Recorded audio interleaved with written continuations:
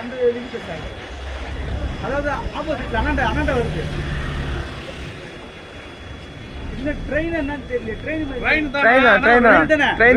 ரெண்டா பிஞ்சிட்டு இருக்குதுண்ணா. ட்ரெயின் தான் சார். ட்ரெயின் ரெண்டு பக்கமும் எரியுது. ஆமா ட்ரெயின் சார். ஆமா சார் ட்ரெயின் சார்.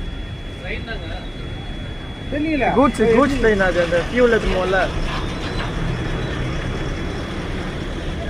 அது லாங்ல இருக்கு. நம்ம பிரிட்ஜ் இருக்கா? இங்க வந்ததுன்னா இங்க பக்கத்துல வரைக்கும்